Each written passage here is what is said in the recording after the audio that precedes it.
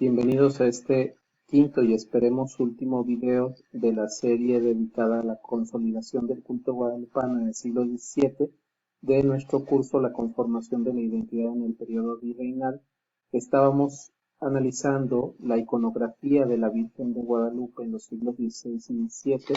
Mencionábamos que hasta el siglo XX muchas obras, digámoslo así, de las que estamos revisando en este momento, eran ignoradas. Esta obra, por ejemplo, de Baltasar de Chaveorio, se conocía, por supuesto, por medio de documentos, pero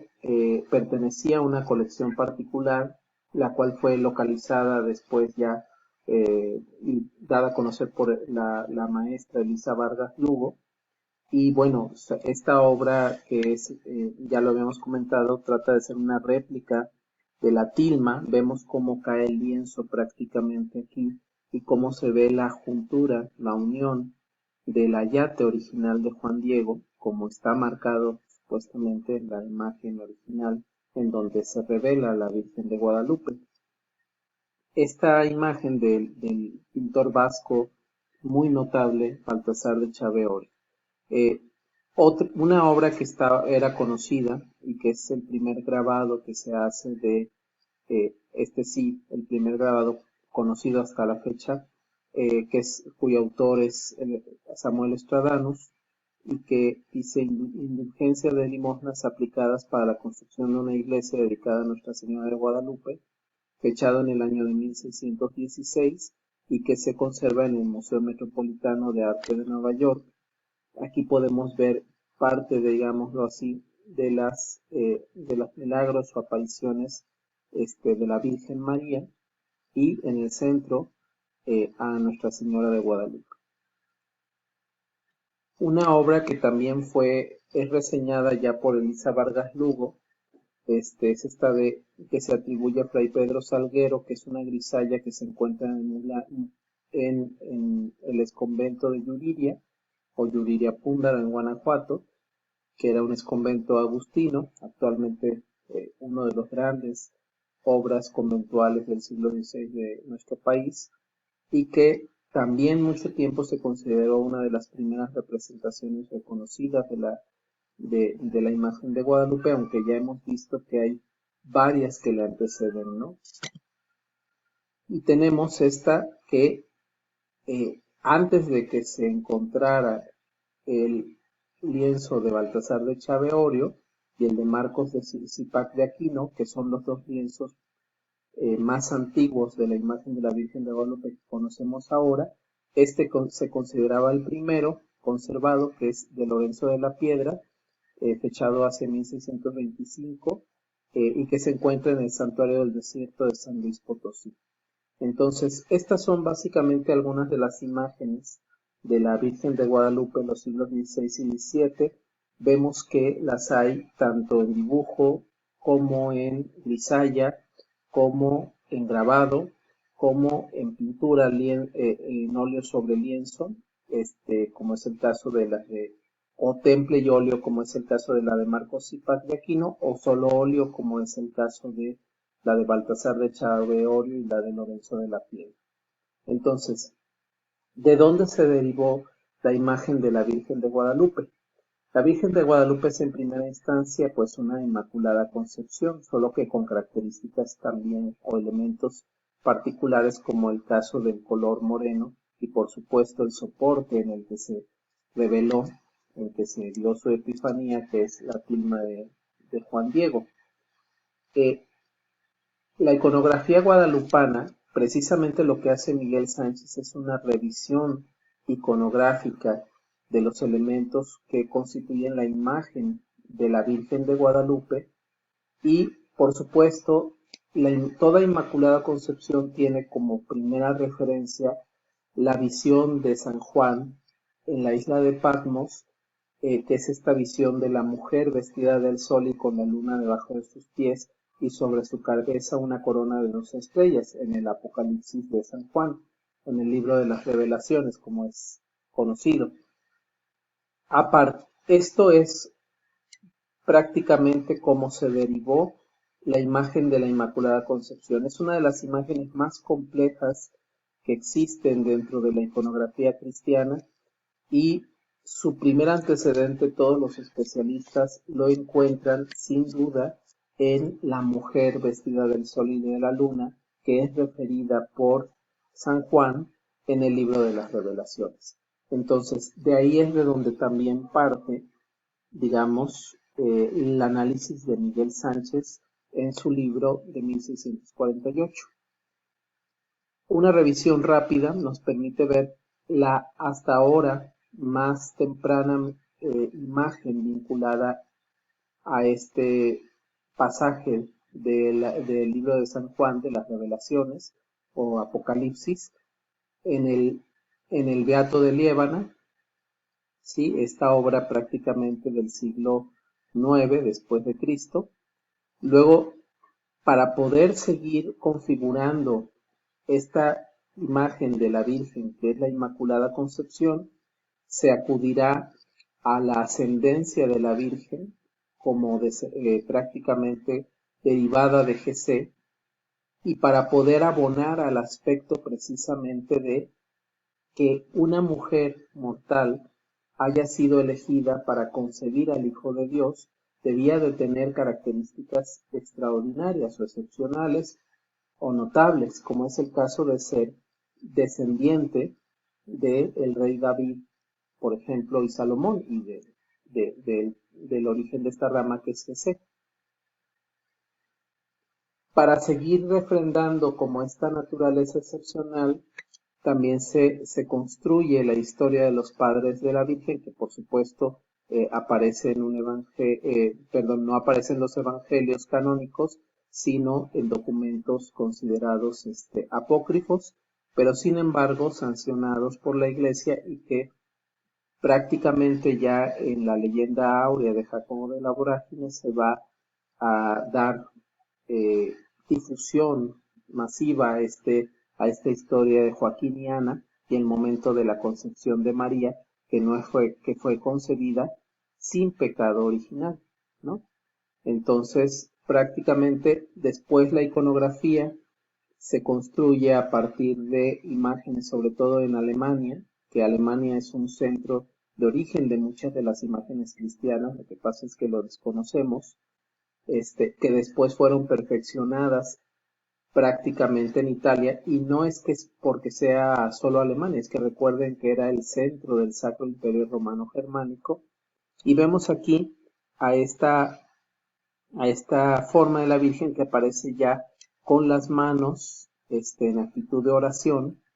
apoyadas en el pecho, el rostro, digamos, devoto, ¿no? Y bello de la Virgen, y su vestimenta de color azul con algunos detalles dorados que en este caso eran espigas de trigo, que después sería cambiado este motivo. Y esto daría origen por fin a la tota pulcra, que se construye a fines del siglo XV o principios del XVI. Aquí vemos precisamente una representación en el manuscrito de las horas de Rouen, de 1533, perdón. Y la tota pulcra será entonces la representación de la Inmaculada Concepción. Y bueno, hablaremos un poco. José Manuel Pita Andrade habla sobre esto, dice: la simbiosis oportuna de la Guadalupe Inmaculada se estableció definitivamente en 1660 con la publicación de la relación de la milagrosa aparición de la Santa Imagen de la Virgen de Guadalupe de México, sacada de la historia compuesta por el presbítero bachiller Miguel Sánchez en 1648. Aunque entonces presentada anónimamente, sabemos que era obra del padre Mateo de la Cruz. Siendo abreviado de ahí mucho más inteligible, en 1660 dicha relación contó de nuevo la narrativa apócrifa, esto dice Pita Andrade, publicada por Sánchez allá en 1648. Gozando gran popularidad, resulta que el librito redactado por Mateo de la Cruz era la primera relación publicada que daría las fechas exactas para la aparición en Tepeyac, a saber, entre el 8 y el 12 de diciembre de 1531. Tal como se impuso de repente en 1660, tal designación calendaria cumple perfectamente con un sentido simbólico. Mucho más temprano, allá en el año 1476, el Papa Sixto IV había proclamado el 8 de diciembre como el día oficial para la fiesta de la Inmaculada Concepción de la Virgen María. Y recuerden que es la advocación de la Inmaculada Concepción privilegiada por la Orden Franciscana, que sería la primera orden en llegar a territorio novohispano tras la conquista. Entonces, aquí vemos precisamente la ilustración que se incluye dentro del libro de Miguel Sánchez, que es obra de su propia autoría, de 1648.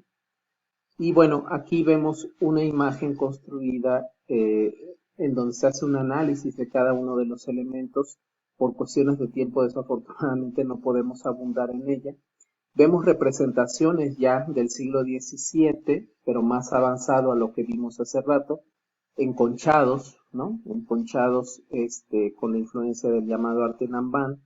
Vemos las primeras pinturas en donde aparece el propio Padre Eterno llevando a cabo la obra, ¿no? La tilma de Juan Diego, revelando ahí la naturaleza divina o de Aquiropoietos de esta imagen. Vemos precisamente el enaltecimiento de la Virgen de Guadalupe por parte, ni más ni menos que del fundador de la Orden, Francisco de Asís, que sostiene 3 esferas de la Santísima Trinidad y encima de ellas la Virgen de Guadalupe, que está siendo coronada por la Santísima Trinidad y que está siendo flanqueada por San Juan, ¿no? El que da a conocer la imagen de la mujer vestida de sol con los pies y a sus pies la luna, que aparece en el libro de las Revelaciones de este lado, y del otro lado uno de los primeros grandes defensores de el todavía no dogma, pero de la idea de la Inmaculada Concepción, que es precisamente Duns Scoto. Y a los lados aparecen los padres la Virgen, Joaquín y Ana, para refrendar, y aparece también San José, y aparece el primer místico a quien la Virgen se dirige, ¿no? Que es Bernardo de Claraval. La repercusión de los textos de Miguel Sánchez y Elican Mocogua, seguimos. A partir de las gentes de la Nueva España, se veían a sí mismas hechas extraordinarias, porque ningún otro país tuviera una imagen de la Virgen pintada, y como entonces se decía, por cepillos que no eran de aquí abajo, eso es de la tierra. La singularidad impuesta repentinamente a los criollos mexicanos y sin Nueva España, con todo esto manifestado concretamente en el retrato milagrosamente bajado del cielo de Nuestra Señora de Guadalupe, comúnmente se sancionaba por las referencias bíblicas, sobre todo por aquel pasaje que indicaba que Dios ha manifestado sus palabras a Jacob, sus leyes y sus decretos a Israel, no ha hecho esto a cualquiera de las otras naciones. Y esta frase, sí, en latín, non fecit tali nationi,